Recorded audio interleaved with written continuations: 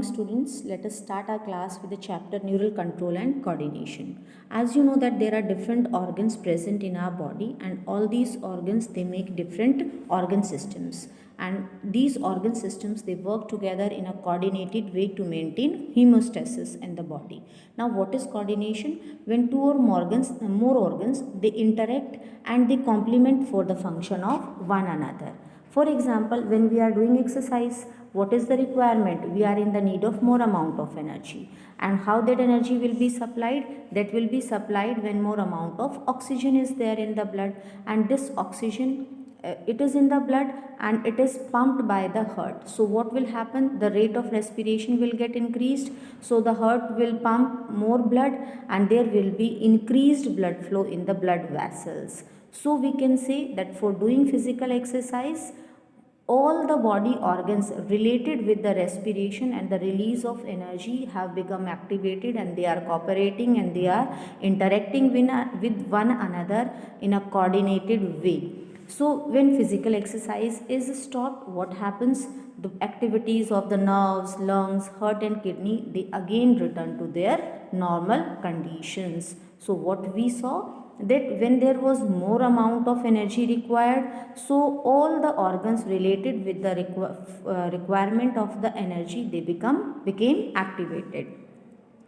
Now functions of muscles, lungs, heart, blood vessels, kidneys and other organs, they are coordinated whenever we do physical exercise. In our body, neural systems and the endocrine system, they are there and they help in coordination and integration of all the body activities in a synchronized way, in a regulated way. Means there are two ways. One is neural system and the other is endocrine system, which helps in working in a controlled and coordinated way. So this neural system, it is an organized network of point to point connections so that there may be quick coordination. And endocrine system, it is related with the chemical integration, means endocrine system releases some of the chemicals and which helps in coordination in our body. So we will study about the neural system of humans, their mechanism of neural coordination, and then impulse conduction across a synapse and the physiology of reflex actions. Means in this chapter we will study about the neural control and coordination, and the next chapter that will deal with the endocrine system is the chemical coordination. So our body is coordinating in two ways. One is neural control.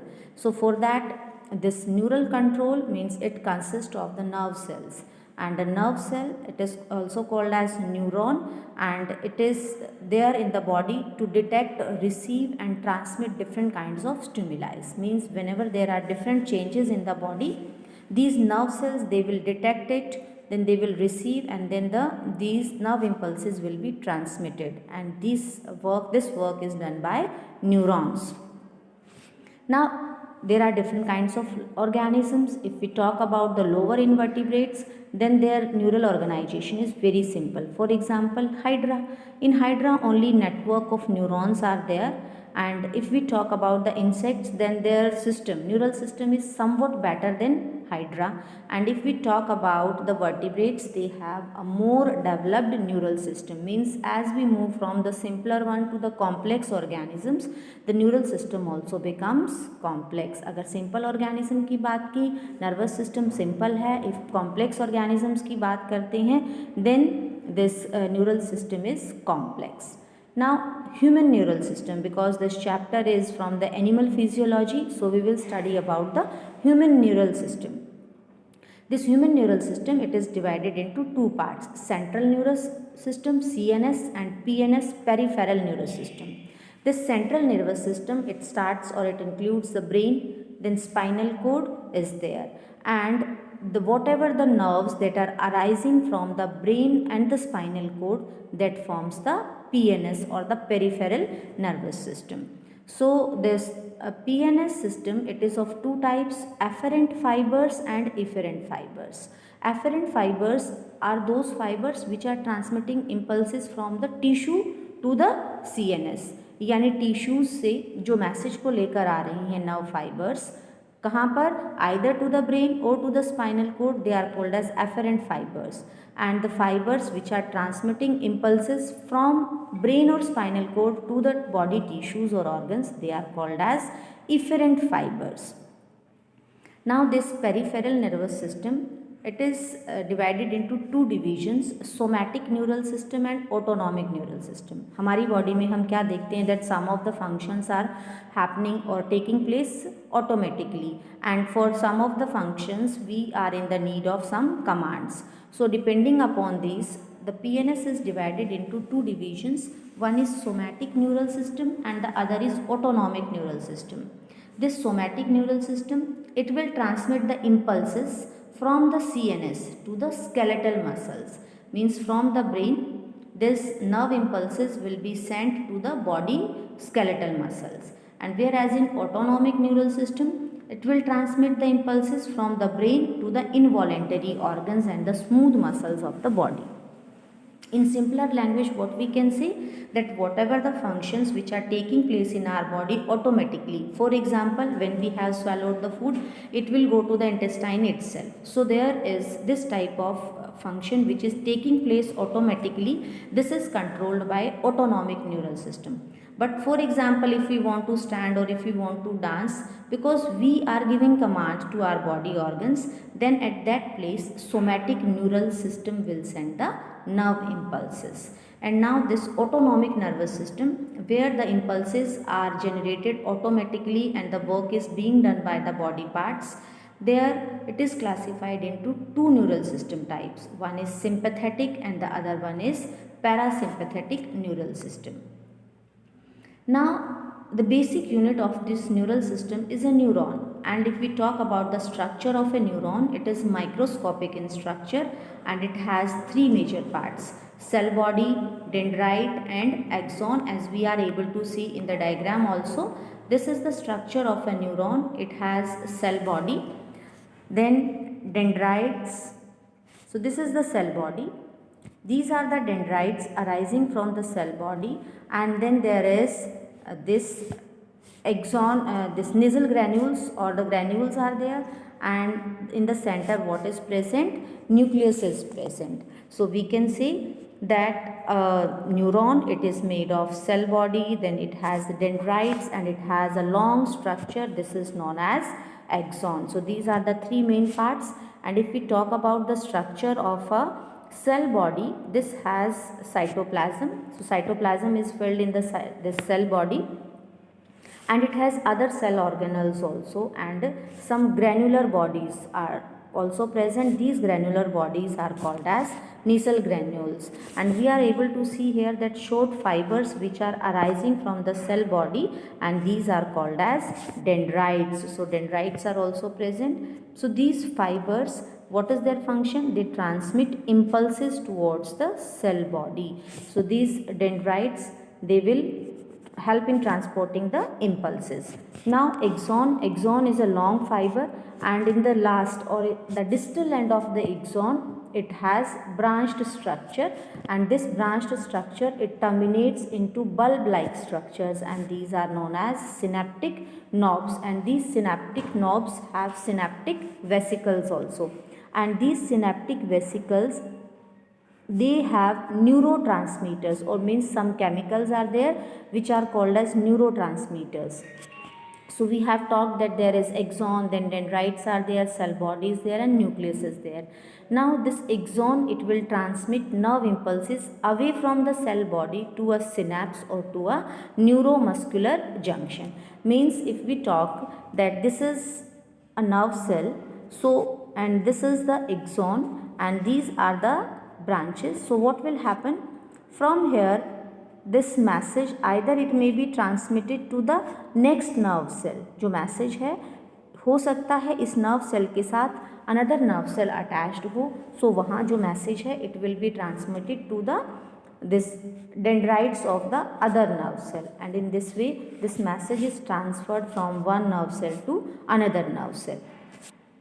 Now based upon the number of axon and dendrites, neurons are of three types. Multipolar, multi means many, when one axon or two or more dendrites are present, as we are able to see here that there is one axon. This is axon, there is one axon and many of the dendrites are present. So such type of neuron is called as multipolar. When a cell has only one axon and one dendrite, then the cell is called as bipolar. And if a cell has only one axon and one dendrite, then it is bipolar, and if there is only one axon, then the cell is called as unipolar.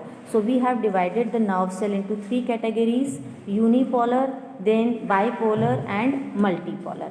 Other than this, there are some sheaths also, and depending upon the type of sheath or the depending upon the presence or absence of sheath, this nerve cell is divided into myelinated or non-myelinated sheath.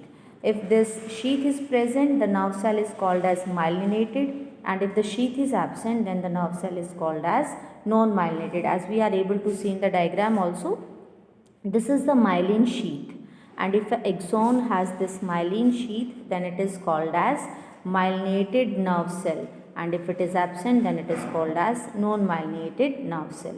Now these myelinated nerve fibers, they have squamous cells also, and there are gaps present between the two myelin sheaths, which are called as node of Ranvier. So we are able to see here that the space between these myelin sheath, this is first myelin sheath, this is the another myelin sheath, and the space between these two myelin sheath, it is called as nodes of Ranvier. Now, presence of myelinated nerve fibers, they are present in the brain and cranial nerve, spinal and cranial nerves. Cranial means brain and spinal means spinal cord. And unmyelinated nerve fibers that are enclosed by a squamous cells, means squamous cells are there, and they do not form a myelin sheath around the axon. And this type of nerve fiber, they are seen in autonomic and somatic neural system. Autonomic means the self functioning, and somatic neural system, which are working according to our will. So we have talked about the structure of a neuron and what are the different types of neuron or nerve cells present in the body. Now next is generation and conduction of nerve impulse. As we know that there are millions of nerve cells present in our body and they have to carry the message. Now they cannot change their positions. So how this message will be carried from one body organ to another organ? This will be carried by the electrical impulses, and these impulses are generated in the nerve cells. So we can say that neurons or the nerve cells are excitable cells, and because their membranes are in a polarized state. How they are in polarized state? Because different types of ions are present in their membrane. Because neuron kya hai? Neuron is a cell, so it has a membrane, so it is called as neural membrane, and in this various ion channels are present, and these ion channels, they are selectively permeable, so they will allow some of the ions to move in or out. When a neuron is not conducting any impulse, means when a neuron is in resting stage, the axon will become permeable to potassium ion and impermeable to sodium ions. Means यहाँ पर जो two ions हैं, potassium and sodium ions, they are responsible for this generating electrical impulse. When a neuron is not conducting any impulse, it is in resting stage, what will happen? It will allow more of the potassium ions to move and it will not allow the sodium ions. Similarly, the membrane is impermeable to negatively charged proteins, so it will not allow the negatively charged proteins also to move in or out.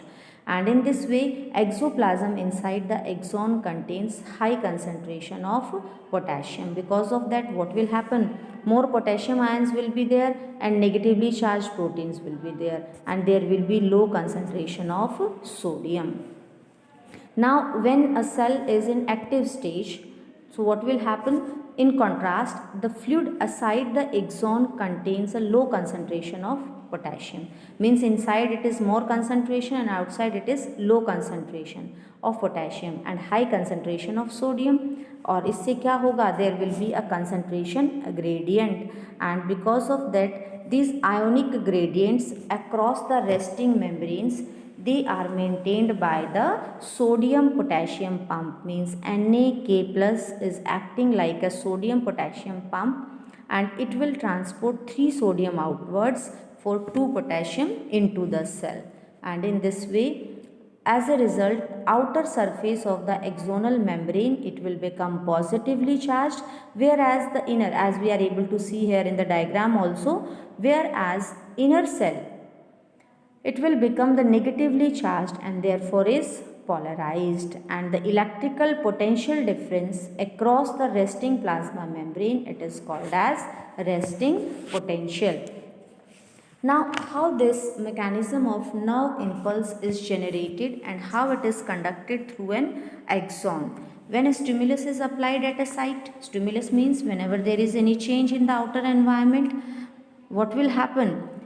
What it will do, the membrane at the site A will become freely permeable. Means whenever a stimulus is there on the polarized membrane, it will allow more of the sodium ions, and because of that there will be influx of sodium ions, and because of that there will be reversible of the reverse of the polarity.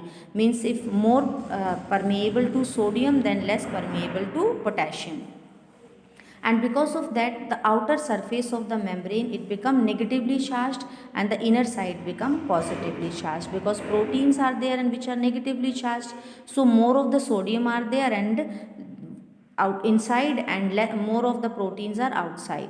The polarity of the membrane at the site is thus reversed and hence depolarized, and this is this difference between the electric potential across the plasma membrane, this is causing action potential, and that action potential, it is in the form of nerve impulse.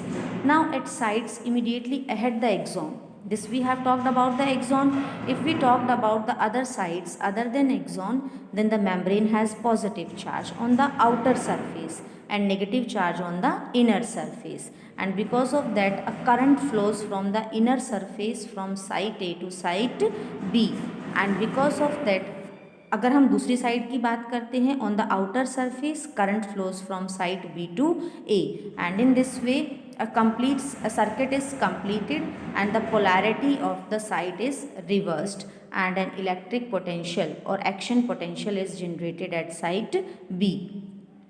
Thus the impulse which is taking place at the site A, now it will reach to the site B, and in this way this sequence is repeated along the length of the axon, and in this way this impulse, it is conducted and it is transmitted through the axon, and this rise in the stimulus induced permeability to sodium, this is for short time and it is quickly followed by the permeability to potassium ions, and within a fractions of second this potassium, it diffuses outside the membrane, and again the resting potential is generated, and the fiber becomes once more responsive to further stimulation.